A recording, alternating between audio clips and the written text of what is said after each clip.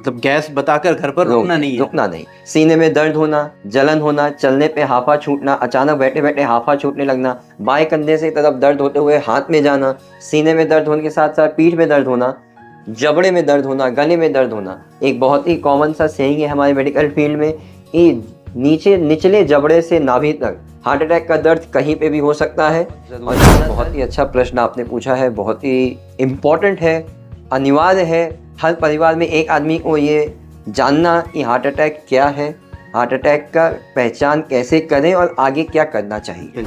क्या वजह है इतना ज़्यादा जिम में अब हार्ट अटैक आने लगे? मेल और फीमेल की जब हम बात करते हैं तो देखा जाता है as compare to male females में हार्ट अटैक कम होता है। क्या वजह होती है? क्या हार्मोन्स इसके पीछे काम करते हैं? बिल्कुल, कोई और कारण? ये बहुत ही अच्छा प्रश्न है। देखिए, समझेंगे, फीमेल्स में मासिक आता है, हर महीने उनकी मेंस्ट्रुअल साइकिल है, मासिक आता है। हार्ट के लिए हमारे दूध का ज़्यादा सेवन नुकसानदायक है।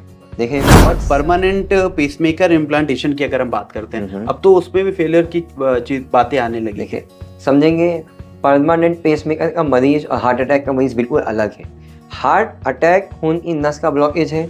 हार्ट ब्लॉक, ये हार्ट ब्लॉक का इलाज है। हार्ट ब्लॉक मतलब हमारे दिल की धड़कन बनाने वाली प्रणाली में दिक्कत आना। तो क्या हार्ट अटैक से बचने के लिए या आगे ब्लॉकेज से बचने के लिए क्या घरेलू कोई ऐसे उपाय है? क्योंकि अक्सर देखा जाता है कि अदरक लहसुन को पीसकर उसमें सेब का सिरका मिलाकर, नींबू का सिरका मिलाकर इससे खून पतला होता है। क्या है ये सही चीज़ है या बस ऐसी मिथ है कि अक्सर ये सुना जाता है कि किसी से दिल लग गया, मोहब्बत हो गई, दिल टूट गया और दिल में तुम्हारे लिए कुछ है, तो सच में क्या सर दिल उसके लिए काम करता है या उसके लिए हार्मोन्स होते हैं, दिल को बदनाम करके रखा गया है?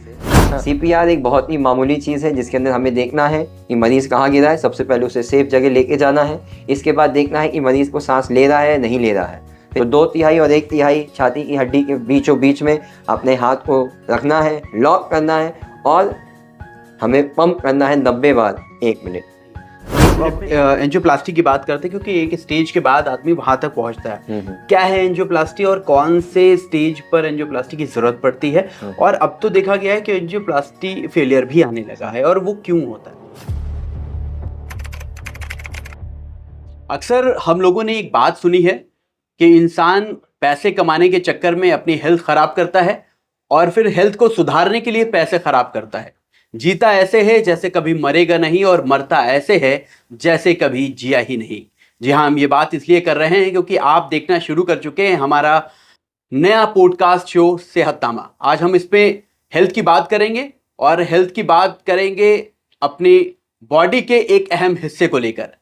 और आज इस पॉडकास्ट में बात करने के लिए हमारे साथ मौजूद है SCPM के मशहूर डॉक्टर अजय प्रताप सिंह। जी हाँ, जो कि एक कार्डियोलॉजिस्ट हैं, और इनसे हम जानेंगे कि क्या कुछ हार्ट का काम है, कैसे ये काम करता है, और बहुत से सवाल हैं जो इनसे जानेंगे। सबसे पहले तो बहुत बहुत स्वागत है डॉक्टर साहब हमारे इस नए पॉडकास्ट शो में, जिसका नाम है सेहतनामा। Thank you. ये बहुत ही अच्छा इनिशिएटिव है जो फरहान की तरफ से किया गया है। इससे अवेयरनेस, यानी कि मरीजों के बीच में और लोगों के बीच में भ्रम और क्या नहीं और क्या करना चाहिए, ये दूर होगा। Thank you very much for having me here. अब हम शुरू करते हैं अपने सवाल जो सर से पूछना है, और ये सवाल सिर्फ इसलिए है क्योंकि कई चीज़ ऐसे हैं, जैसे डॉक्टर साहब ने बोला कि भ्रमित चीज़ें जो समाज में हमारे हैं, कई चीज़ ऐसी है जो भ्रम चल रहा है। तो मेडिकल लैंग्वेज के साथ साथ घरेलू उपाय क्या होते हैं चीज़ों के, सब कुछ जानेंगे। डॉक्टर साहब, सबसे पहले हमारा सवाल ये है कि हमारे जो दिनचर्या होती है, हमारे सबसे ज़्यादा जिक्र होता है दिल का, वो चाहे मोहब्बत करने में हो, दिल टूटने में हो, बीमार होने में हो, तो दिल का बहुत अहम रोल है। दिल आखिर है क्या और इसका काम क्या होता है? देखिए, समझेंगे, हमारे शरीर में बहुत सारे महत्वपूर्ण अंग हैं। हर एक अंग का एक अपना रोल है जिसको हम अनदेखा नहीं कर सकते। उसी तरीके से जैसे कि एक गाड़ी में इंजन के बिना गाड़ी चल नहीं सकती है, पेट्रोल के बिना गाड़ी चल नहीं सकती, उसी तरह हमारा हृदय है। हमारा हृदय एक इंजन है, एक पंप, जिसका कार्य है हमारे हृदय को, पूरे हृदय को खून देना, जिसमें ऑक्सीजन, न्यूट्रिएंट्स खाना और वापस खून को लेके उसको फेफड़े की तरफ फेंकना, जैसे कि उनसे जो हानिकारक चीज़ें वो निकाल के उनको दोबारा से ऑक्सीजन देके हम ये कार्य कर सकें। हर महत्वपूर्ण अंग, किसी भी अंग को अगर खून चाहिए, ऑक्सीजन चाहिए, तो सबसे पहले हृदय की ज़रूरत है। हृदय पंप करेगा तभी वहाँ खून पहुँचेगा। जब खून पहुँचेगा तो ही हमारी शरीर कार्य कर पाएगा।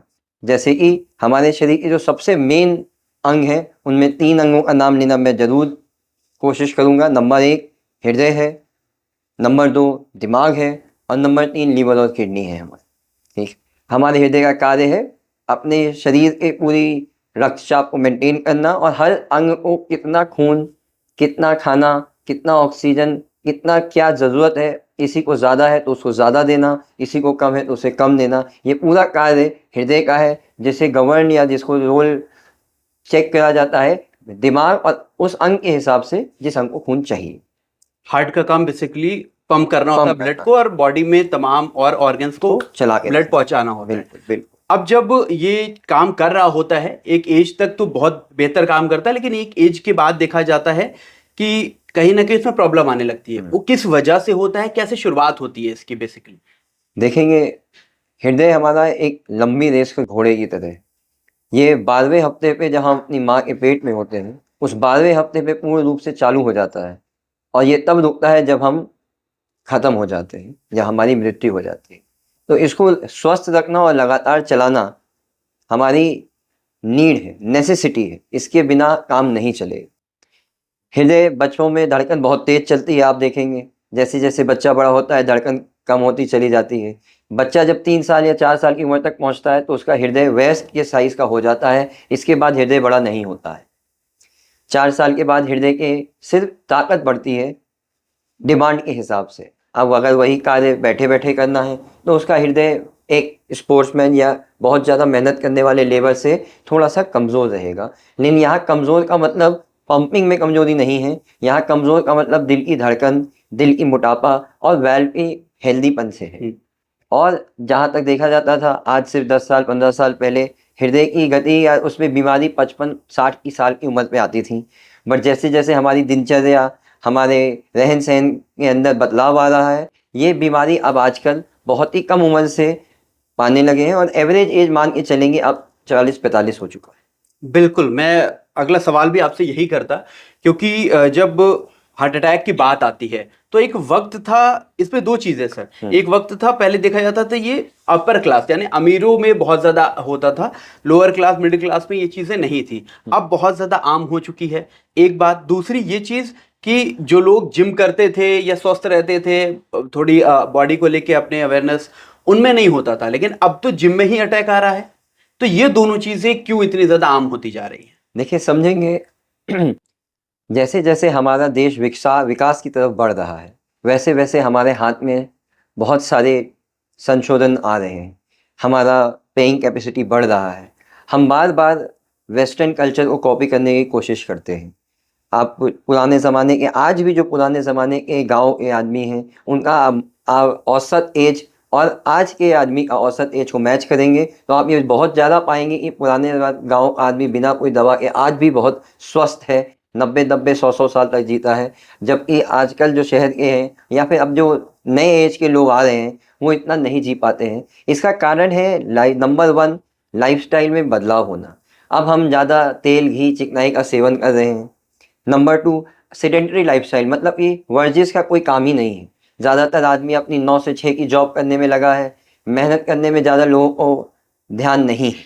इसके साथ साथ गोल, हर आदमी एक गोल के पीछे दौड़ रहा है, उसका स्ट्रेस ले रहा है, उसको ना जाने के भी कोई ना कोई तरीके का स्ट्रेस चल रहा है। ये स्ट्रेस भी लगातार हमारे हृदय को कमज़ोर बनाता है। इसके साथ साथ जो सभी लोग सुनना चाहते हैं कि जब से कोरोना या कोविड-19 का पैंडेमिक हुआ है, ये एक ऐसा वायरस था जिसके बारे में हमें कुछ जानकारी नहीं थी। वायरस आया, हमने वैक्सीन लिया, हमने सब कुछ किया, बट अब आने वाले 10-15 साल में हमें पता चलेगा कि इसका लॉन्ग टर्म, लंबे समय पे क्या असर रहा। अब कोविड के बाद से बीमारियां बहुत जल्दी आने लगी हैं, ये बिल्कुल सत्य है। अब इसका कारण क्या कोरोना है या इसका कारण कुछ और है, ये तो लंबे समय का डेटा हमें बताएगा। पिछले सवाल भी हम बाद में जाएंगे। जब आपने कोविड की बात की है तो मैं वैक्सीन को लेकर बहुत ज़्यादा इधर लोगों में एक चर्चा का विषय रहा, क्योंकि जब भी हार्ट अटैक के बाद कोई मरा है तो लोगों ने यही कहा है, या बहुत यंग एज में कोई मरा है तो लोगों ने यही कहा है कि वैक्सीन की वजह से उसका इफेक्ट है। क्या सच में ऐसा है? देखिए, एक चीज़ को समझना है,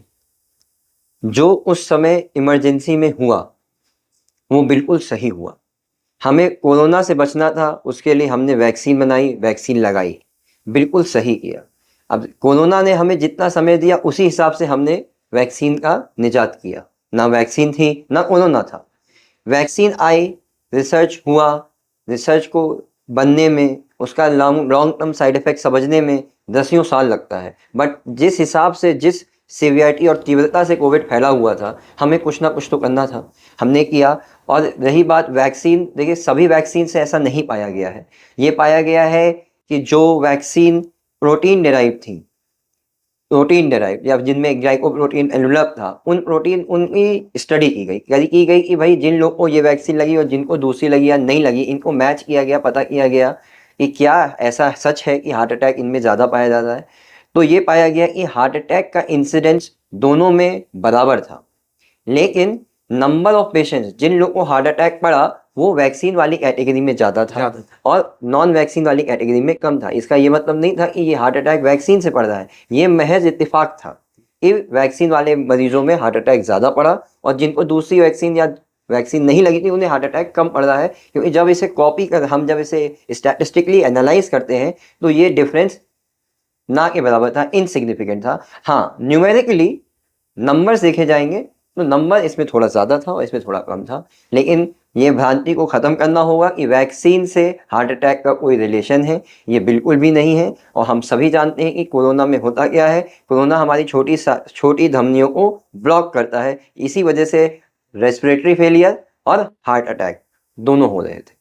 अब सर इसमें एक चीज़ जो शुरुआती बात में आपने बोली कि वेस्टर्न कल्चर को हम कॉपी कर रहे हैं, इसमें एक चीज़ मैं जानना चाहूँगा, जब हम जंक फूड के लिए ज़्यादा आजकल के बच्चे जा रहे हैं, या अब तो यंग, क्योंकि जो लोग ऑफिस में काम कर रहे हैं वो दिन में निकले और उन्होंने कुछ भी खा लिया, और जो चीज़ें उससे बनती है, मान लीजिए हम ऑयल की बात करते हैं, और जब उसकी मार्केटिंग होती है तो 100% हेल्दी उसे बताया जाता है। ऑयल को लेकर क्या कहेंगे, कौन सा ऑयल बेहतर है या सारे एक जैसे हैं, क्या है उसका इफेक्ट क्या है? देखिए समझेंगे, हम एक रूरल कंट्री माने जाते थे, हमारा देश गांव से चलता है, यही हमें बचपन से पढ़ाया और सिखाया गया है। और आप और हम, हमारे घरों में अगर आज जाके देखेंगे तो कच्ची धानी या सरसों का तेल इस्तेमाल किया जाता है, मस्टर्ड ऑयल। और अगर ऑयल का एक रैंकिंग बनाया जाए, कौन सा तेल सबसे अच्छा है, कौन सा तेल सबसे ख़राब है, तो तीसरे नंबर पे, अब मेरी रैंकिंग में कई तेल नहीं होंगे, लेकिन जो आम तरीके से इस्तेमाल होने वाले ऑयल हैं उनमें तीसरे या दूसरे नंबर पे मस्टर्ड ऑयल आता है।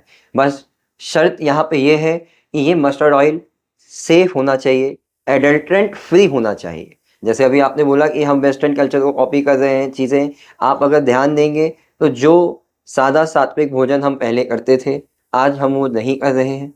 जो स्वच्छ खाना हमें पहले मिलता था आज हमें वो स्वच्छ खाना नहीं मिल पा रहा है। कुछ ना कुछ एडल्ट्रेशन है, कुछ ना कुछ मेल मिलाट है, कुछ ना कुछ मिलाया जाता है। सिमिलरली मस्टर्ड ऑयल में भी चीज़ें मिलाई जाती हैं, आप सभी जानते हैं।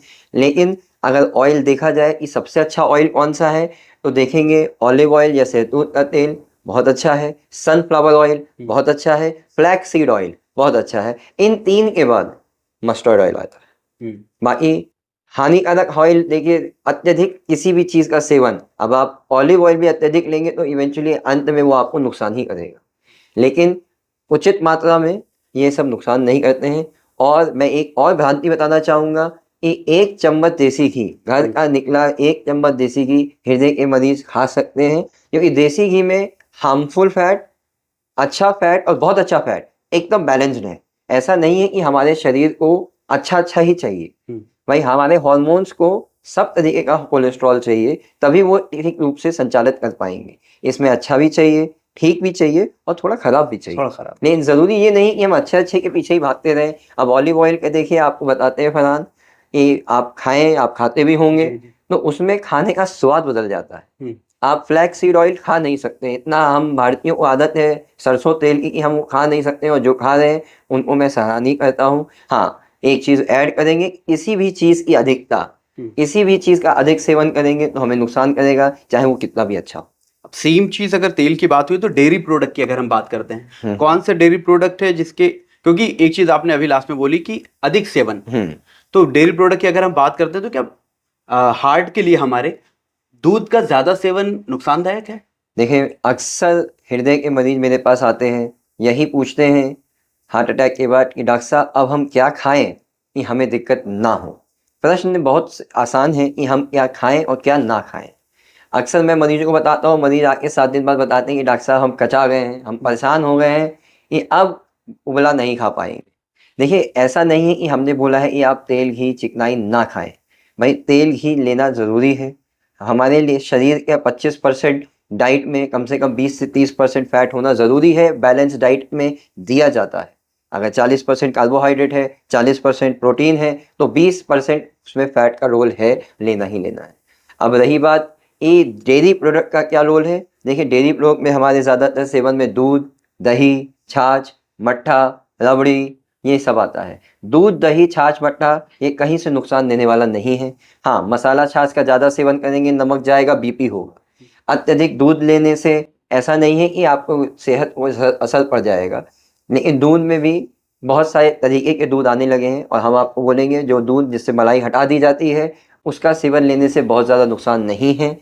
हाँ, रिफाइंड डेयरी प्रोडक्ट्स जिन्हें बाहर से रिफाइन करके इस्तेमाल किया जा रहा है, जैसे कि क्रीम, जैसे कि मेयोनीज में भी हम कुछ डालते हैं मिल्क प्रोडक्ट, जैसे कि बेक किए हुए सामान, जैसे कि बार बार इस्तेमाल होने वाला तेल, वही ये सब चीज़ें वो हैं जो हमें नुकसान करने वाली है। मसाला छाछ जिसमें नमक का सेवन ज़्यादा है, छाछ लिया उसमें अलग से नमक डाल लिया, दही लिया उसमें भी नमक डाल लिया, तो ये सब वो चीज़ें हैं जिसमें हम कुछ मिला रहे हैं जिस वजह से दिक्कत हो रही है। नहीं तो डेयरी प्रोडक्ट सेफ हैं। हाँ, डेयरी प्रोडक्ट उन लोग के लिए सेफ नहीं जिनको एलर्जी है या फिर लैक्टोज इंटॉलरेंस है, उनसे बचना चाहिए। अच्छा डॉक्टर साहब, जब हम एक स्टेज तक पहुंचते हैं जब हमारा हार्ट अटैक पड़ता है, तो कौन सी ऐसी चीज होती है जो कितने परसेंट के बाद इस स्टेज पे आदमी पहुंचता है कि उसे हार्ट अटैक से गुजरना पड़ता है? देखिए, इस चीज़ को समझना है कि हार्ट अटैक क्या है और इसको वे क्या करना चाहिए और क्या वो स्टेज है। देखिए, स्टेज ऑफ हार्ट अटैक ऐसा कोई डेफिनेट नहीं है। वो जो है वो बहुत मेडिकली डिफाइंड है, उसमें हम ना जाएं तो ज़्यादा अच्छा है। हार्ट अटैक 3 तरीके के होते हैं। नंबर 1, मेजर हार्ट अटैक पड़ गया, भाई सीने में दर्द हुआ, इतना ज़्यादा ऐसा नहीं है दर्द है, या ईसीजी कराया उसमें भी मेजर हार्ट अटैक आ रहा है। मेजर हार्ट अटैक का मतलब है कि कोई एक खून की धमनी पूर्ण रूप से बंद है, उसमें खून का थक्का जमा हुआ है। खून की धमनी एकदम उस नाली या पाइप की तरह है जैसे आपके घर में पानी या पानी बाहर जाता है। अगर उस नाली के अंदर कचरा होगा तो इवेंचुअली आगे जाके ये बंद होगा, और ये कचरा हमारी खून की नाली में कहाँ से आता है? ये वही कोलेस्ट्रॉल है, ये वही तेल घी चिकनाई है जो हम खा रहे हैं, ये वही सिगरेट है जो उस कोलेस्ट्रॉल को उसके एक्टिव फॉर्म में बदल देती है और चोट कर देती है। ये वही पारिवारिक कारण है जिसकी वजह से ये जल्दी जल्दी जमता है। ये वही बीमारियां हैं गांजा ले लेने की वजह से। कुछ ड्रग्स हैं जैसे कि कोकेन हो गया, अफीम हो गया, जैसे कि हमारे क्षेत्रफल में गुलमंजन हो गया, डली आशिकी हो गया, जिसका सेवन लोग अक्सर ऐसे ही कर लेते हैं। कई लोग भ्रांति है कि बीड़ी पीने से कम होता है, सिगरेट पीने से ज़्यादा होता है, ये नहीं है। बात समझेंगे, मेजर हार्ट अटैक मतलब कि नस खून का नस तुरंत पूर्ण रूप से 100% बंद होना, आगे खून ना मिलने की वजह से हृदय का वो मांस में चोट क्षति होती है और सीने में दर्द होता है। अब इसी के साथ आता है माइनर हार्ट अटैक। अक्सर लोग को लगता है कि माइनर हार्ट अटैक है, कुछ नहीं है, कुछ नहीं करना है। माइनर हार्ट अटैक का मतलब होता है कि आपकी खून की नस में ब्लॉकेज है, लेकिन वो ब्लॉकेज अभी इतना नहीं है कि 100% खून का प्रवाह रोक दिया गया है। लेकिन इसका ये मतलब नहीं है कि ये डेंजरस नहीं है। ज़्यादातर पाया गया है कि माइनर हार्ट अटैक के मरीजों में ब्लॉकेज बहुत ज़्यादा आता है। माइनर हार्ट अटैक क्योंकि माइनर हार्ट अटैक में सारी नसों में थोड़ा थोड़ा ब्लॉकेज है। मेजर हार्ट अटैक में तो एक ब्लॉकेज होता है, हमें तुरंत पता चल जाता है। मेजर हार्ट अटैक में मरीज उसे गैस बोल के टाल नहीं सकता है। माइनर हार्ट अटैक में अक्सर मरीज उसे गैस बोल के टालता ही रहता है, या कोई अपना औषधि लेता रहता है, दवा खाने से आराम मिल जाता है। इसी के साथ एक और एंटिटी आती है जिसको बोलते हैं अनस्टेबल एंजाइना। अब ये क्या चीज़ है? ये वो चीज़ है जिसके अंदर कहीं पे भी किसी भी जांच में हार्ट अटैक पकड़ में नहीं आता है, सिवाय इसके कि मरीज को सीने में दर्द होता है। इसके साथ साथ आजकल के बच्चों में एक और नई बीमारी पाई जाने लगी है जिसको मिनोका बोलते हैं, मायोकार्डियल इंफार्क्शन, मानी कि heart attack in normal coronary या नॉन ऑब्स्ट्रक्टिव कोरोनरी आर्टरी। ये वो बीमारी है जिसके अंदर हम जब एंजियोग्राफी करके या फिर कुछ करते हैं तो पता चलता है कि ब्लॉकेज तो बहुत कम है, लेकिन मरीज को दिक्कत सारी हार्ट अटैक की हो चुकी है। उसका हृदय हार्ट अटैक की जैसे बिहेव कर रहा है वह ये कम है। ये बीमारी अब इसी 10, 15, 20 साल के अंदर प्रचलन में आई है और इसका इंसिडेंस बढ़ता चला जा रहा है, और इसका भी इंसिडेंस डायरेक्टली रिलेटेड है स्ट्रेस और खाने पीने से, ज़्यादातर स्ट्रेस। जिसके अंदर ब्लॉकेज नहीं है लेकिन हार्ट अटैक है। ठीक है, तो यही है। और ब्लॉकेज को देखने के लिए जो हम जांच करते हैं और बात करते हैं उसको एंजियोग्राफी बोला जाता है। और एंजियोग्राफी में जैसे आपने बोला कि क्या मानक है कि भाई दिक्कत होगी, तो हमारे सारे लिटरेचर में लिखा है कि ये पाया गया है कि जब भी ब्लॉकेज 70% से ज़्यादा होती है तो उससे उत्पन्न होने वाली दिक्कत हमें महसूस होती है। जहाँ तक 70% से कम ब्लॉकेज है उसमें वो दिक्कतें हमें उतनी महसूस होती नहीं है, तो हम उससे ध्यान दे नहीं पाते। क्या सिम्टम्स है जब अटैक पूरी तरह आ जाता है, जब ये होता है कि डॉक्टर के पास लेके भागना है और इस स्टेज पे पहुंच जाता है कि एंजियोग्राफी होनी है या क्या, तो सिम्टम्स क्या है डॉक्टर साहब उसके? क्योंकि देखिए, अक्सर देखा जाता है घरों में लोग कहते हैं गैस है हाँ, और गर्मी है, लिटा दो, पंखा चला दो, और उसी में फिर कहीं ना कहीं रिस्क देखिए, बढ़ता है। समझेंगे इस चीज़ को, बहुत ज़रूरी है। बहुत ही अच्छा प्रश्न आपने पूछा है, बहुत ही इम्पोर्टेंट है, अनिवार्य है। हर परिवार में एक आदमी को ये जानना कि हार्ट अटैक क्या है, हार्ट अटैक का पहचान कैसे करें और आगे क्या करना चाहिए। बिल्कुल। जैसे ही खून की, देखिए मैं बहुत अक्सर अपने मरीजों को जो हमारे पास आते हैं उन्हें बहुत ही आसान शब्दों में समझाता हूँ। ये हर बार हमने कभी बचपन में खेल खेला है कि जिसमें हम एक उंगली पे रबर बैंड बांध लेते हैं और उंगली नीली पड़ जाती है। बिल्कुल ये हार्ट अटैक है, बस ये हृदय की खून की नस में हो रहा है। जैसे ही इस उंगली में आपने रबर बैंड बांधा, आगे का रक्तचाप जाना बंद, खून का प्रवाह बंद, उंगली नीली पड़ जाती है। ये बैंड को आप 2-4 मिनट लगा के छोड़ दीजिए, सुन्न पड़ जाएगी। दो दिन के लिए छोड़ दें, काम करना बंद कर देगी। और 7 दिन, 5 दिन, 6 दिन के लिए छोड़ दें, उंगली काली पड़ जाएगी। एक बार ये उंगली काली पड़ गई तो अब रबर बैंड हटाएं या ना हटाएं सब विफल है। अब जैसे ही ये उंगली का जो हमने रोका है, इसी तरह हृदय में खून का प्रवाह जैसे ही रोकेगा, आने वाले 8 मिनट में हृदय को चोट लगना चालू हो जाता है। जैसे ही ब्लॉकेज हुआ उसके 8 मिनट के अंदर चोट लगना चालू हो चुका है। अब हमारे पास समय है, मरीज क्या क्या बताएगा।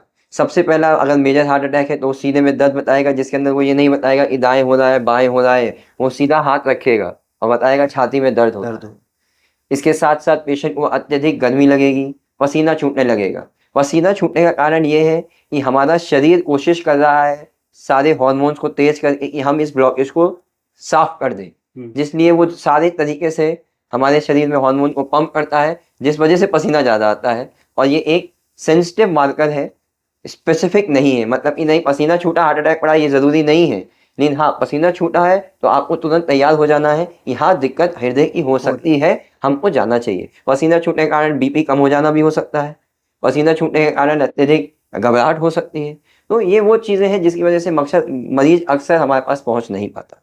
मतलब गैस बताकर घर पर रुकना नहीं है। रुकना नहीं। सीने में दर्द होना, जलन होना, चलने पे हाफा छूटना, अचानक बैठे बैठे हाफा छूटने लगना, बाएं कंधे से तरफ दर्द होते हुए हाथ में जाना, सीने में दर्द होने के साथ साथ पीठ में दर्द होना, जबड़े में दर्द होना, गले में दर्द होना। एक बहुत ही कॉमन सा सेइंग है हमारे मेडिकल फील्ड में कि निचले जबड़े से नाभि तक हार्ट अटैक का दर्द कहीं पे भी हो सकता है और ज़्यादातर इसी एरिया में होगा। अगर इससे ऊपर और इससे नीचे हो रहा है तो वो हृदय का दर्द नहीं।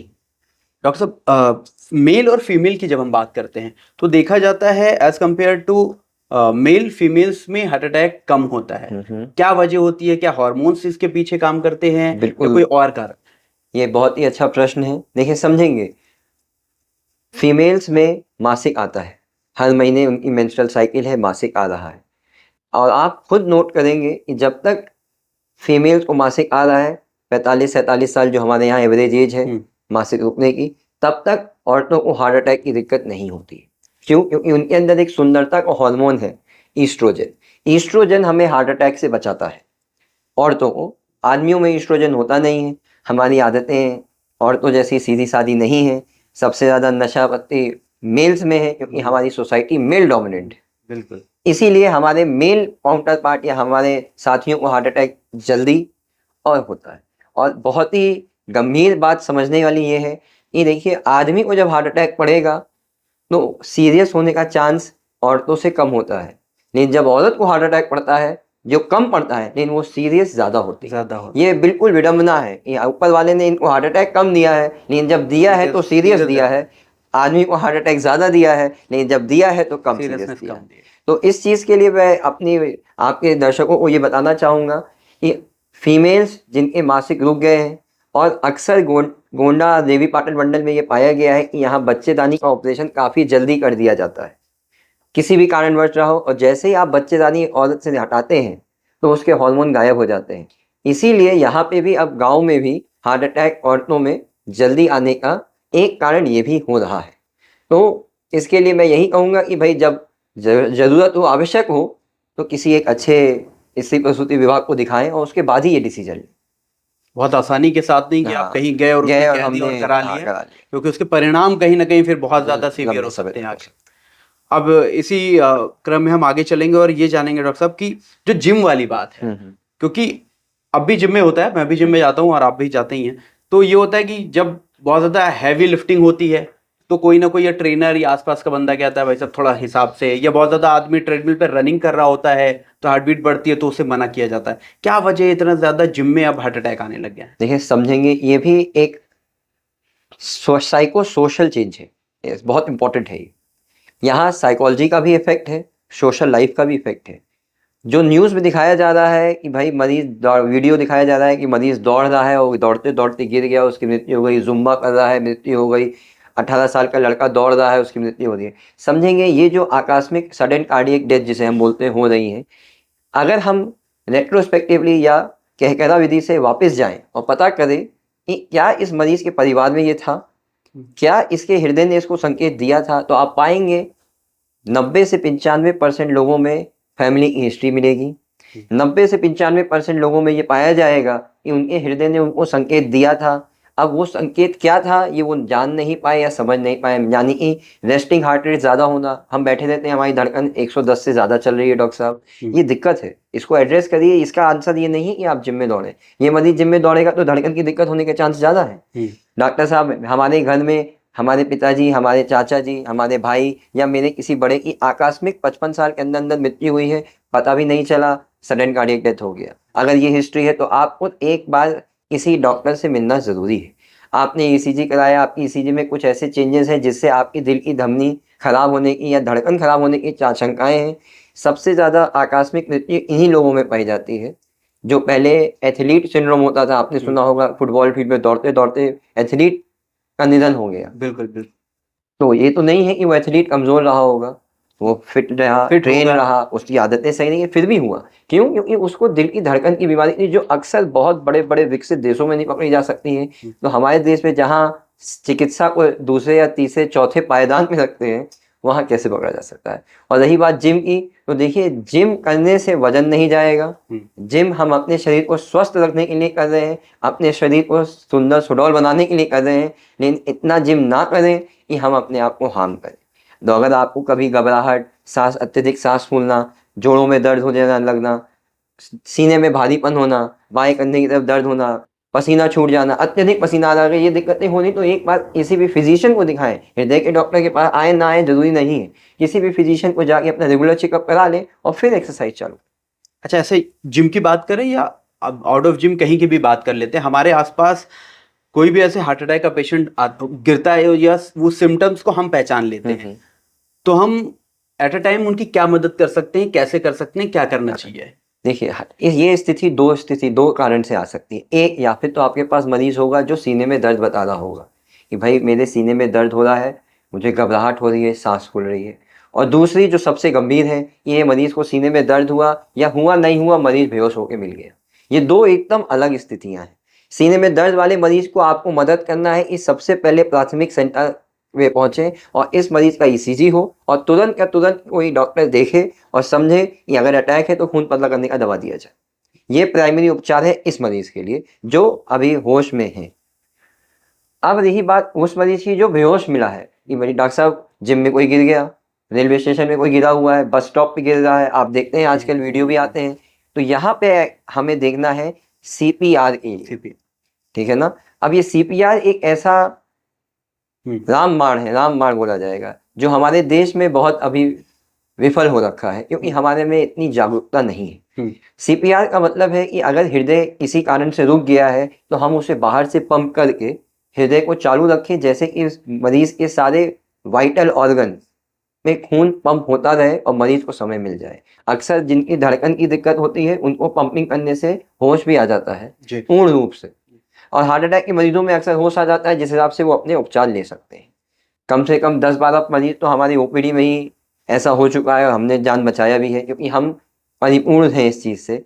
CPR एक बहुत ही मामूली चीज़ है जिसके अंदर हमें देखना है कि मरीज़ कहाँ गिरा है, सबसे पहले उसे सेफ जगह लेके जाना है। इसके बाद देखना है कि मरीज़ को सांस ले रहा है नहीं ले रहा है, फिर देखना है कि धड़कन आ रही है नहीं आ रही है। अगर ये नहीं देख पा रहे हैं तो हमें बस सिंपल सी चीज़ देखनी है कि सांस चल रही है नहीं। अगर सांस नहीं चल रही है तो 2/3 और 1/3 छाती की हड्डी के बीचों बीच में अपने हाथ को रखना है, लॉक करना है और 90:2 के रेशियो में दबाना है। इसका मतलब ये है कि हर 3 पे 1 बार हमें पंप करना है 90 बार 1 मिनट। 1 मिनट में 90 बार? 90 बार। ये लगभग वही रेशियो बन जाता है, कई कई जगह अलग अलग है, लेकिन एक नॉर्मल रेशियो यही है कि 15:1 है। 15 पे 1 सांस लेने की ज़रूरत होती है। आप अकेले हैं तो किसी को बुलाएं, आप अकेले भी कर सकते हैं किसी के साथ, और अगर सांस नहीं दे भी पा रहे हैं तो आप छाती ही दबाएं। कई बार 10 में से 2 या 3 मरीज को तो हम ऐसे ही बचा सकते हैं। देखिए अक्सर देखा जाता है वीडियो वायरल हो रही है, हाँ, जिसमें अभी एक महिला अब की वीडियो वायरल हुई थी, हाँ, जिसने CPR देकर जान बचाई थी। तो ये वही अवेयरनेस है, और वो महिला भी डॉक्टर थी। इसीलिए जैसे आर्मी, हमारे सभी सशस्त्र बलों में ये सिखाया जाता है। आप अगर ध्यान देंगे तो आजकल हर बड़े शहर में, बड़ी जगह, मॉल में AED डिवाइस लगा दिए गए हैं। ये ऑटोमेटिक डिफिब्रिलेटर है, शॉक देने वाली मशीनें हैं, और वहाँ के स्टाफ को ट्रेन किया जा रहा है। बिकॉज CPR इतना इफेक्टिव है कि अगर 10 मरीज जा रहा है तो हम 7 को हॉस्पिटल और 5 को बचा सकते हैं। डॉक्टर साहब, अब आगे हम ये जानेंगे कि जिस तरह से हमारा देश है बड़ा, इसमें घरेलू इलाज को लेकर बहुत ज़्यादा हमेशा बातें रही है, तो क्या हार्ट अटैक से बचने के लिए या आगे ब्लॉकेज से बचने के लिए क्या घरेलू कोई ऐसे उपाय है? क्योंकि अक्सर देखा जाता है कि अदरक लहसुन को पीस कर उसमें सेब का सिरका मिलाकर, नींबू का सिरका मिलाकर, इससे खून पतला होता है। क्या है ये सही चीज़ है या बस ऐसी मिथ है एक? मिथ तो अब देखिए, हमारा देश है जो आयुर्वेद को विश्वास रखता है। बिल्कुल, हम वेदों की बात करते हैं, हम आयुर्वेद पे विश्वास रखते हैं, तो एक सिरे से नकार देना तो मेरे लिए सही नहीं होगा। बट देखिए, मैं रिसर्च और डेटा का आदमी हूँ। हम सब रिसर्च और डेटा पे बात करते हैं। तो किसी भी चीज़ के सेवन कर लेने से हमारी ब्लॉकेज कम नहीं होगी, नंबर 1 ये है। कुछ भी कर लें, अगर कुछ एक जार ब्लॉकेज बन गया है तो देखिए कोई भी दवा नहीं बनी, हमारी एलोपैथ में दवा नहीं है, आयुर्वेद होम्योपैथ तो छोड़ दीजिए आप, जो उसको कम कर सके। रही बात खून पतला करके रखने की, देखिए एक बहुत ही आम दवा आती है अर्जुना टर्मिनालिस, ये बहुत कॉमन है। अर्जुन की छाल, अर्जुन की छाल बहुत ज़्यादा, ये मैं बहुत ही ज़्यादा कॉमन है अर्जुन की छाल। देखिए ये एक एंटी हाइपरटेंसिव एजेंट है, वो भी माइल्ड एंटी हाइपरटेंसिव प्रॉपर्टी है। ऐसा नहीं है इससे खून पतला होता है, और अगर खून पतला करने की नौबत आ ही रही है तो इससे जो भी चीज़ का हम सेवन ले रहे हैं, जो भी आयुर्वेद में है, उसका मात्रा इतना कम होता है कि उसका मैक्सिमल इफेक्ट आ ही नहीं पाता है। अब जिस तरीके से आपने बताया कि लहसुन बहुत अच्छा है बीपी के लिए, बहुत अच्छा है, लेकिन लहसुन की जो मात्रा निकल के आती है, हम लोग के रिसर्च में आई है, वो 30 से 45 ग्राम आई है। अब आप बताएं कौन 30 ग्राम लहसुन खा सकता है? और कई लोग ये सोच के खा भी रहे हैं, कई लोग ये खाते भी हैं। तो आपको ये समझना है कि 30 ग्राम लेने के बावजूद उसका इफेक्ट बहुत माइल्ड है। 10 मिलीमीटर Hg से भी कम, जो एक गोली खाने से 12-15 कम कर सकते हैं, 10 मिलीमीटर Hg के लिए आप इतना कष्ट क्यों ले रहे हैं? हम अगेंस्ट नहीं है, बिल्कुल उसका रोल है, लेकिन बहुत ज़्यादा रोल नहीं, बहुत ज़्यादा रोल। और घरेलू नुस्खों में ऐसा कुछ भी नहीं है कि ब्लॉकेज को हम खोल देंगे। कोई अभी तक कोई ऐसा ट्रीटमेंट नहीं बना है जो ये कर सकता है। कुछ 1-2 ट्रीटमेंट आए हैं जिसके अंदर ये पाया गया है कि भाई अगर मरीज को सीने में दर्द ज़्यादा है, जिसके लिए ना स्टेंट डाल सकते हैं ना बाईपास कर सकते हैं, तो ये कुछ एक थेरेपी आई है जो कुछ मरीजों में सफल है, जिसे एक्सटर्नल काउंटर कल्पसेशन बोलते हैं, लेकिन वो भी बहुत ज़्यादा कारगर नहीं। डॉक्टर साहब, अब एंजियोप्लास्टी की बात करते हैं, क्योंकि एक स्टेज के बाद आदमी वहां तक पहुंचता है। क्या है एंजियोप्लास्टी और कौन से स्टेज पर एंजियोप्लास्टी की जरूरत पड़ती है? और अब तो देखा गया है कि एंजियोप्लास्टी फेलियर भी आने लगा है, और वो क्यों होता है? देखें, अगर आपके जानने में या आपके साथ कोई भी ऐसा है जिससे चलने में सीने में दर्द, जलन, भारीपन, हाफा, बाएं कंधे में दर्द, एक्सरसाइज इंटॉलरेंस, अचानक दर्द, पुराना अटैक, ऐसे मरीजों को हम एंजियोग्राफी करते हैं। एंजियोग्राफी बहुत ही मामूली जांच है, हाथ में एक सुई लगाते हैं, 90 सेकंड या 2 मिनट के अंदर जांच हो जाती है। बहुत ज़्यादा खतरा इसमें नहीं है, बिल्कुल भी खतरा नहीं है। इससे हम पता करते हैं कि क्या हमारे खून की नसों में ब्लॉकेज है तो कितनी है, कहाँ है, और आगे क्या इलाज करना है। हमारे हृदय में 3 बड़ी-बड़ी नसें होती हैं। अब अगर हमारे मरीज को शुगर है, उसकी तीनों नसों में ब्लॉकेज है, तो ऐसे मरीजों में एंजियोप्लास्टी पहला निर्णय नहीं है। हाँ, पाया गया है कि अगर मरीज हाई रिस्क है तो एंजियोप्लास्टी कर सकते हैं, लेकिन बाईपास ज़्यादा बेटर है। नहीं, अगर मरीज के 3 नसों में ब्लॉकेज है, शुगर नहीं है, तीनों नसों में ब्लॉकेज है, लेकिन छोटा-छोटा ब्लॉकेज है और 70% से ज़्यादा है, तभी स्टेंट डालना चाहिए। 70% हमारा कट ऑफ है कि 70% से ज़्यादा है तो वो दिक्कत देगा, उसको ट्रीट करना चाहिए। 70% से कम है तो ये दिक्कत नहीं देगा, इसको दवा पे छोड़ा जा सकता है। और दवा पे छोड़ने का मतलब ये है कि ब्लॉकेज ना बढ़े। ये दवा हम इसलिए नहीं दे रहे हैं कि भाई ब्लॉकेज ठीक कर देंगे। अगर ये है तो ये गलत है, ये भ्रांति है। ब्लॉकेज 70 से 71 नहीं होगा, वहां तक लेकिन रोका है। 70 से 59 भी नहीं होगा। हाँ, आगे बढ़ेगा, बढ़ेगा। कम नहीं करेगा। एंजियोप्लास्टी एक बहुत ही मामूली, अब तो बहुत ही मामूली ट्रीटमेंट हो चुका है, क्योंकि अब काफ़ी अवेलेबिलिटी है इसकी। ये क्या है कि हम उस नस में एक, जिस तरीके से एक नाली को खोला जाता है, हम उस नस को पहले साफ करते हैं, वहाँ गुब्बारा फुलाते हैं, और जैसे कि मरीजों को प्लास्टर लगता है उसी तरीके से हम एक मेटल का फ्रेम होता है कोबाल्ट क्रोमियम का, बहुत ही मामूली, बहुत ही पतला, उसे खपच्ची के रूप से वहाँ फिट कर देते हैं, जैसे कि ये नस दोबारा बंद ना हो। और उसी खपच्ची पे या स्टेंट के स्टर्स पे दवा लगी होती है, जिसका कार्य है कि ब्लॉकेज को ना बनने दें भविष्य में। अब रही बात एक और बहुत अहम सवाल की कि अब एंजियोप्लास्टी फेलियर भी आ रहा है। जी। बिल्कुल सही बात है। समझे, एंजियोप्लास्टी का मतलब ये नहीं है कि आप अमर हैं। एंजियोप्लास्टी का ये मतलब है कि आपकी एक नस में जिसमें क्रिटिकल ब्लॉकेज था वो खोल दी गई है, या 2 नस को खोल दी गई है। हमारी खून की नसें बहुत लंबी होती हैं, ऐसा नहीं है कि वो 5 मिलीमीटर की है। स्टेंट पड़ता है 5, 10, 15, 20, 25, 45 मिलीमीटर का, जी। बाकी नस बची हुई है। अब आप अगर अपने खान पान में, परहेजी में ध्यान नहीं देंगे तो 9 महीने बाद दवा का असर खत्म हो जाएगा स्टेंट का, उसके ऊपर नई नस बन चुकी होती है। और फिर 9 महीने बाद नई नस बन गई, स्टेंट खून की नस में मिल चुका है। अब अगर आपने सेवन नहीं कम किया या लगातार तो उसके आगे पीछे और उसके अंदर भी बीमारी होने के चांस होते हैं, और यही कारण होता है एंजियोप्लास्टी फेलियर। और जिसमें अक्सर मरीज ये सोचता है कि हमारा स्टेंट फेल हो गया, इसमें अब क्या करें। देखिए, इसमें करना कुछ नहीं है, आपको दवा खाना है और आपके डॉक्टर द्वारा बताई गई परहेजी लाइफस्टाइल को चेंज करना ज़रूरी है। अब आप चाहे 1 स्टेंट डलाएं या 4 डलाएं या 40 डलाएं, और अगर एक साइड से सिगरेट पी रहे हैं तो ये वही बात है कि आप बाल्टी में पानी डाल रहे हैं और नीचे बड़ा सा छेद है, ये बंद हो, ये कभी बाल्टी नहीं भरेगी। इसी तरीके से वो नस कभी पूर्ण रूप से खुली नहीं रहेगी, उसमें भविष्य में दिक्कत आनी ही आनी, अगर लाइफस्टाइल चेंज नहीं होगा तो। और परमानेंट पेसमेकर इम्प्लांटेशन की अगर हम बात करते हैं, अब तो उसमें भी फेलियर की बातें आने लगी। देखिए, समझेंगे, परमानेंट पेसमेकर का मरीज और हार्ट अटैक का मरीज बिल्कुल अलग है। हार्ट अटैक खून की नस का ब्लॉकेज है। हार्ट ब्लॉक, ये हार्ट ब्लॉक का इलाज है। हार्ट ब्लॉक मतलब हमारे दिल की धड़कन बनाने वाली प्रणाली में दिक्कत आना। हार्ट ब्लॉक का मतलब हमारी धड़कन जो 60, 70, 80, 90, 100, 60 से 100 होनी चाहिए, इससे बहुत कम या बहुत ज़्यादा हो रही है। ज़्यादा हो रही है तो अरिथमिया है, कम हो रही है तो ब्लॉकेज है। जब ये धड़कन हमारी 60 से कम हो जाती है और 2 धड़कन के बीच में 2.5 सेकंड से ज़्यादा का अंतराल आ जाता है, तो हृदय पंप नहीं करता है, और जब हृदय पंप नहीं करेगा तो हमारे मस्तिष्क को खून नहीं मिलेगा, मरीज को चक्कर आ जाएगा। ये हार्ट ब्लॉक है, जिसका इलाज है पेसमेकर। परमानेंट पेसमेकर ये क्या है? ये कुछ नहीं है, एक बहुत छोटा सा मशीन है जो बैटरी है। बैटरी को यहाँ छाती में लगा दिया जाता है, हमारी सुंदरता की हड्डी के नीचे, और क्योंकि ये बैटरी है तो कभी ना कभी बैटरी खत्म हो। तो हर एक पेसमेकर का एक जीवन है। पेसमेकर में एक तार होता है, जिस तरीके से हमारे पंखा चलाने के लिए तार लगा है, उसी तरीके से वो एक तार है जो हृदय में डाल दिया जाता है। कभी कभार तार में दिक्कत आ सकती है, कभी कभार बैटरी में दिक्कत आ सकती है, कभी कभार बैटरी जल्दी खत्म हो सकती है, कभी कभार बैटरी बहुत जल्दी बंद हो सकती है। तो ये वो चीज़ें हैं जिसमें पेसमेकर फेलियर होता है, और ऐसे के लिए हम लोग हर बार 6-6 महीने पे पेसमेकर वाले मरीज को बुलाते हैं, उनकी मशीन चेक करते हैं, उनको बताते हैं कि भाई आपकी बैटरी इतनी बची है, आपके पास 14 से साल बचे हैं। इसके बाद जब आपकी बैटरी खत्म होने वाली हुई तो 1 साल पहले उनको इन्फॉर्मेशन दी जाती है कि बैटरी खत्म होने वाली है, अब इसे बदलने का समय आ गया। और तो जब भी कुछ लोग ऐसा नहीं करते हैं तो वही लोग आगे चल के बेहोशी की अवस्था में दोबारा आते हैं। तो आप उनसे जब पूछेंगे तो वो मशीन चेक कराने नहीं जाते, इसलिए पेसमेकर फेलियर। बहुत कम शब्दों में जानेंगे, 3 चीजें होती है: heart attack, heart failure, heart block.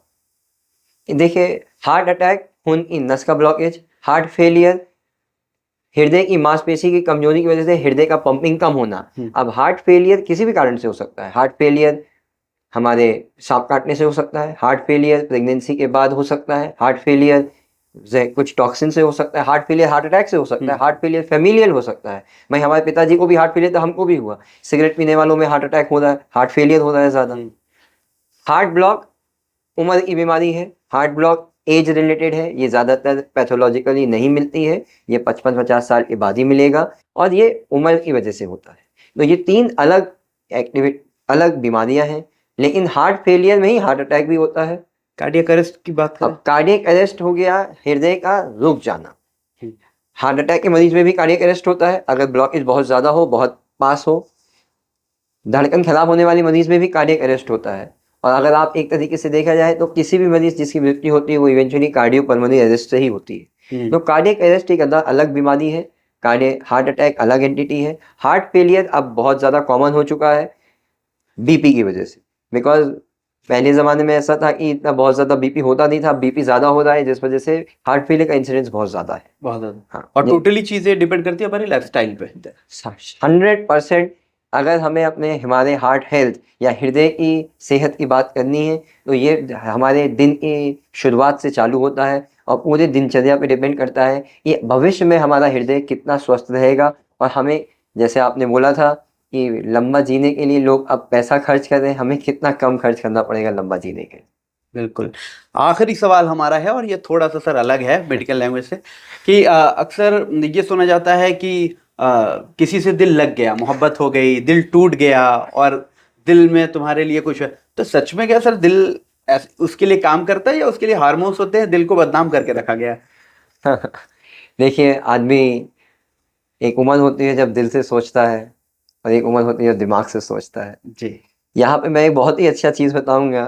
जैसे कि बोला जाता है कि अक्सर अब ये ज़माना गर्लफ्रेंड बॉयफ्रेंड एंड इन जी। सब का है, तो हार्ट ब्रेक हो जाता है। हार्ट ब्रेक, हार्ट ब्रेक, जी। आज दिल टूट गया। जी। मेडिकल भाषा में हार्ट ब्रेक सिंड्रोम होता है, जिसका दूसरा नाम होता है टाकासुबो कार्डियोपैथी। ये तब पाया जाता है जब मरीज को अचानक से बहुत ज़्यादा शॉक लगता है। ये एक सच्चाई है, ये बीमारी पाई जाती है, ये बीमारी औरतों में ज़्यादा पाई जाती है बिकॉज आप जान ही रहे हैं फितरत से आदमी थोड़ा बदमाश है। फीमेल हमारी ठीक है, 40 से 45 साल की उम्र में होता है और ये काफ़ी गंभीर है। हाउएवर, रही बात प्यार इश्क मोहब्बत की, तो इसका हृदय से रिलेशन नहीं है। वहाँ पे हमें अपना दिमाग और हृदय दोनों को लगाना चाहिए और दोनों का ही ध्यान बराबर रखना चाहिए। बिल्कुल। और एक और चीज़ है सर, अक्सर मैंने देखा है कि कुछ लोगों में बहस करते हैं शेप क्या होता है दिल का, ये यही वाला होता है? देखें, देखा जाए तो हृदय को बनाना ये तो अच्छा है, फैशन में है, ये हृदय है। और एक तरीके से देखा जाए तो एक एंगल से हृदय दिखता भी ऐसा ही है, बट हमारे हृदय से बहुत सारी खून की नसें निकल रही हैं। तो एक्चुअल में हार्ट का, जब आप हृदय को सच में बाहर निकाल देंगे और एक एंगल से देखेंगे तो ऐसा दिखेगा, बट अगर आप किसी जीवित मरीज का हृदय देखेंगे जो हम ईको में देखते हैं, वो बिल्कुल विपरीत है। मैं अक्सर मरीजों का ईको करता हूँ, उनको दिखाता हूँ कि ये मौका जीवन में एक ही बार मिलता है, आज अपना हृदय धड़कता हुआ देख लें। वो वैसा दिखता नहीं है, लेकिन अगर बाहर निकाल के एक एंगल से देखेंगे तो वैसा दिखेगा। बहुत बहुत शुक्रिया सर आपका, आपने इतनी सारी बातें की और हमारे दर्शकों को कहीं ना कहीं बहुत महत्वपूर्ण, बहुत इंपॉर्टेंट जानकारी आज आपने दी है। बहुत बेसिक, जो मुझे आज तक नहीं पता थी कि जो हार्ट का साइज होता है वो 3 साल की उम्र तक ही बढ़ता है और उसके बाद उसकी कैपेसिटी बढ़ती है, ना कि साइज बढ़ता है। तो ऐसे तमाम जानकारियाँ डॉक्टर अजय प्रताप सर की तरफ से आपको दी गई है, आपको बताई गई है। हम आशा करते हैं कि हमारे ये जो एपिसोड रहा है और ये पहला एपिसोड सेहतनामा रहा है, ये आप इसे ज़्यादा से ज़्यादा शेयर करेंगे ताकि जो सोशल अवेयरनेस है, जो डॉक्टर साहब ने यहाँ बैठ के आपको जानकारी दी है, आप अपने घर में लेट बैठ कर इस जानकारियों को देख कर अपने लाइफस्टाइल में ला सकते हैं और कहीं ना कहीं जो ज़िंदगी है जो कल को रिस्की होने वाली है वो बेहतर हो सकती है। या जो आपके घर में जो बड़े बुजुर्ग हैं वो ऐसे रिस्क पे चल रहे हैं, या सिगरेट स्मोकिंग की बात कर लेते हैं या खान पान की बात कर लेते हैं, तो आप इस वीडियो के बाद अगर अवेयर होते हैं और आपकी रिस्पॉन्सिबिलिटी उठाते हैं कि फादर से अपने या मदर से या ग्रैंडफादर से कि ये नहीं करना है या ये चीज़ें करनी है, या अब टाइम हो गया डॉक्टर साहब को दिखाना है, या आप में ये सिम्टम्स हैं हमें डॉक्टर साहब को दिखाना है, तो बेशक आप SCPM आकर डॉक्टर अजय प्रताप सिंह को, जो सीनियर कार्डियोलॉजिस्ट हैं, आकर मिल सकते हैं, दिखा सकते हैं और राय ले सकते हैं कि आगे आपको अपनी ज़िंदगी में क्या करना है। डॉक्टर साहब, आप कुछ कहना चाहेंगे अपने मेरे दर्शकों से? देखिए, ये बहुत ही अच्छा इनिशिएटिव है फरहान की तरफ से कि सेहत के ऊपर हमें थोड़ा ध्यान देना है। The more we will invest, या हम जितना अपनी सेहत पे ध्यान देंगे उतना ही लंबा हम सुखी लंबा जीवन जी पाएंगे। लंबा जीवन जीना इम्पोर्टेंट नहीं है, जीवन ठीक तरीके से बीमारी मुक्त जीना जरूरी है। बेहतर जीवन। और अगर कोई बीमारी होती भी है तो अब ऐसा दौर आ चुका है कि हर बीमारी का इलाज है अगर समय पे चीज़ों को पकड़ा जाए। और ये समय को पकड़ने के लिए ही फरहान और हम सभी मीडिया बंधुओं का रोल आता है कि हम ज़्यादा से ज़्यादा लोगों पे ये मैसेज पहुंचाएं, समझाएं कि क्या भ्रांति है और क्या होने पे क्या करना चाहिए, जिससे कि हम समय रहते हुए उस मरीज़ की रिकवरी कर सकें। अगर बीमारी हो रही है तो बचा सकें, नहीं हो रही है तो बता सकें ये नहीं करनी है, और होने वाली है तो बता सकें कि ये करें कि बीमारी ना हो। It is better to prevent rather than cure. Thank you so much sir. उम्मीद करता हूं कि हमारा ये पॉडकास्ट सेहतनामा आपको पसंद आया होगा। वीडियो को ज़्यादा से ज़्यादा शेयर करें। ऐसी तमाम अपडेट्स के लिए, ऐसी खबरों के लिए देखते रहिए यूपी टाइम्स में। फरहान आकिब खान मुझे दीजिए इजाज़त। धन्यवाद।